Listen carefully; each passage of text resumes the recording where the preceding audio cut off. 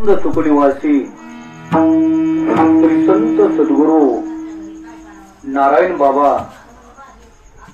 पायी वारी दिंडी सोहळा उमरा ते पंढरपूर तालुका पाथरी जिल्हा परभणी या ठिकाणाहून हा सोहळा निघालेला आहे आणि मुक्काम दर मुक्काम करत करत करत आज असणारा हा दिंडी सोहळ्याचा 9वा मुक्काम आपल्या या उकळाई गावामध्ये झालेला आहे। उकळाई गावामध्ये ज्यांच्याकडे आपली व्यवस्था प्रतिवर्षाप्रमाणे होत असते या उकळाई गावातील थोर व्यक्तिमत्व आदरणीय हरिभक्तीपरायण श्रीमान चंद्रकांत रंगनाथरावजी फुगे यांच्याकडे गेली अनेक वर्षापासून पण हा दिंडी सोहळा यांची आजच्या या मुक्कामाची व्यवस्था यांच्याकडे सोपवलेली आहे आणि मोठ्या आनंदानं थाटामाटानं मोठ्या प्रेमानं आपली ते सेवा करत असतात।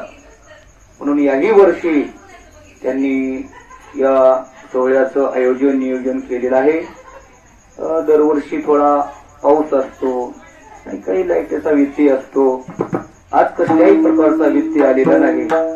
सुंदर प्रकारे या ठिकाणी वातावरण आहे आणि अशा वातावरणामध्ये आपल्याला आपली 1 तासामध्ये सेवा करायची आहे। विठला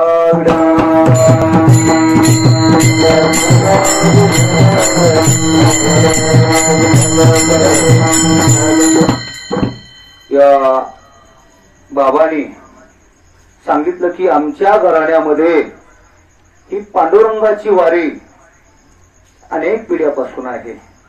पंजोबापासून आहे, आजोबापासून आहे, वाडवडिलापासून त्यांच्या घराण्यामध्ये ही पंढरीची सेवा आहे, पांडुरंगाची वारी आहे, वारकरी घराणा आहे आणि म्हणून त्यांच्याही अंगामध्ये हा वारकरी बाणा वारकरी संप्रदायाचे आचार विचार रुजलेले आहेत।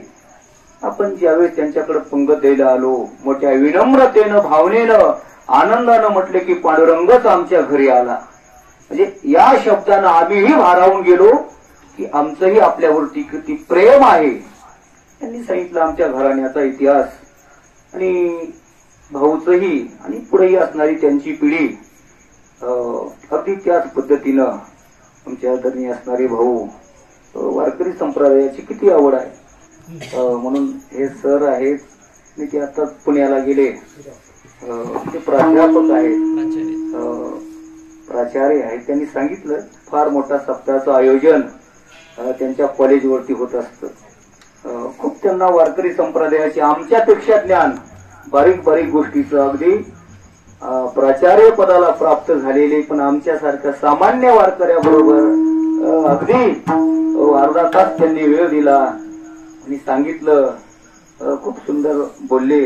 पण आता एवढी अशी मोठमोठी माणसं त्यांच्याकडे वेळ नसतो, पण वारकरी संप्रदायाची मनामध्ये आवड आहे आणि म्हणून या वारकरी संप्रदायाची सेवा घडावी असा त्यांच्या मनामध्ये हेतू आहे आणि तो हेतू पूर्ण करण्याकरता भगवंतांनी आम्हाला त्यांच्याकडे पाठवलेला आहे।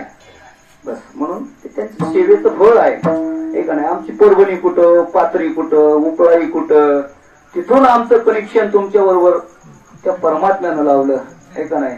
बाबाचे आता या दिंडी सोहळ्यामध्ये आमचे जवळजवळ 50 असतील ना, सकाळचे ठेपे दुपारचे ठेपे, पण वर्षामध्ये 50 फोन बाबाचे मला येत असतात। महाराज काय चाललंय, पाऊस पडला का नाही, प्रत्येक मोसमामध्ये जे चालू असेल हंगामामध्ये विचारपूस करत असतात। 15 दिवसाला 3 वराला बाबाचा फोन असतो का, त्यांचंही आपल्यावरती प्रेम आहे आणि हे असंच प्रेम टिकून राहावं हीच आपण पांडुरंग परमात्म्याकडे प्रार्थना करूया। आणि या सोहळ्याच्या माध्यमातून आम्ही चाललेला प्रवास आमच्या सोबत असणारे सर्व आमचे टाळकरी वारकरी माता भगिनी आता दिवसभर चाललेले असतात, पण सेवाच असते।